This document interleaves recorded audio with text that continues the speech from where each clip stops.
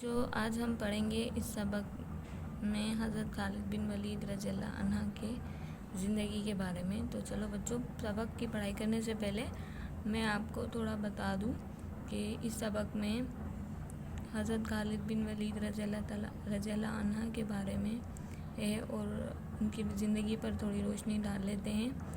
اسی کے ساتھ بچوں، اسلامی تاریخ کا جب بھی ہم ذکر کرتے ہیں تو اس میں حضرت خالد بن ولید کا ذکر کیے بغیر اسلامی تاریخ ادھوری ہے۔ اسی طرح سے حضرت خالد بن ولید بچوں بہت مشہور اور اونچے گھرانے سے تعلق رکھتے تھے اور وہ اسلام کے سب سے بڑے دشمن بھی تھے۔ اسلام قبول کرنے سے پہلے وہ اسلام کے کون تھے؟ بڑے دشمن تھے۔ اسی طرح سے انہوں نے مسلمانوں کے خلاف جنگ احد میں بھی حصہ لیا۔ فتح مکہ سے پہلے انہوں نے مدینے جا کر اسلام قبول کیا اور اسلام کا وہ سپہ سالار کہلائے جنہوں نے لاکھوں مخالفین اسلام کو شکست دے کر اسلام کا پرچم بلند کیا اور رسول صلی اللہ علیہ وسلم سے سیف اللہ کا لقب یعنی اللہ کی تلوار کا لقب بھی عطا فرمایا۔ انہوں نے اسلام قبول کرنے کے بعد جنگ موتا اور بہت سی مشہور جنگوں میں انہوں نے حصہ لیا۔ ٹھیک ہے بچوں، اور رسول صلی اللہ علیہ وسلم کی وصال کے بعد جتنے بھی فتنے اٹھے حضرت ابوبکر کے دور میں، ان سب میں انہوں نے شاندار کارنامے انجام دیے۔ آپ نے دمشق اور یرموک فتح کیا اور حضرت خالد بن ولید اپنی بکھری فوج کے دستے سے لے کر آپ نے بہت بہادری سے جنگیں بھی لڑیں۔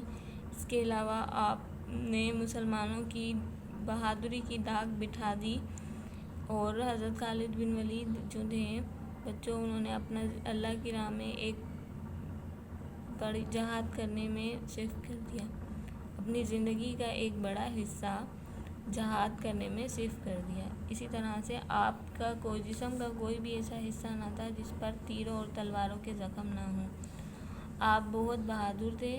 آپ کی بہت خواہش تھی کہ آپ جنگ میں لڑتے ہوئے شہید ہوں، مگر ایسا ممکن نہ ہوا کیونکہ وہ شرمندہ تعبیر نہ ہو سکتا تھا، کیونکہ رسول صلی اللہ علیہ وسلم نے انہیں اپنی زندگی میں سیف اللہ کا لقب سے نوازا تھا اور سیف اللہ کی معنی ہے اللہ کی تلوار۔ تو بچوں، یہ تصور ممکن نہیں ہے کہ اللہ کی تلوار لڑتے ہوئے شہادت کی صورت میں اسے شکست سمجھا جاتا ہے، اس وجہ سے ان کا یہ خواب ناممکن تھا۔ اللہ ہمیں بھی حضرت خالد بن ولید کی طرح جذبہ شہادت نصیب فرمائے، آمین۔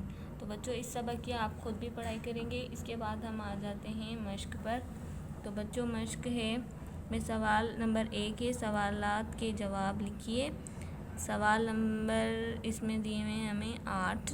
ٹھیک ہے، آپ سوالوں آپ پڑھائی کریں گے، پھر ان کے جوابات آپ کس پر تحریر کریں گے بچوں؟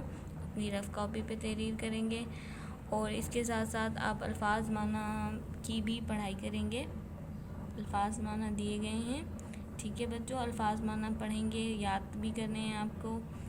تو اسی طرح سے بچوں آپ سبق دوسرا کی پڑھائی کریں گے، الفاظ معنی کی بھی پڑھائی کریں گے اینڈ سوال جوابات بھی حل کریں گے۔ تو اسی کے ساتھ شکریہ، اللہ حافظ۔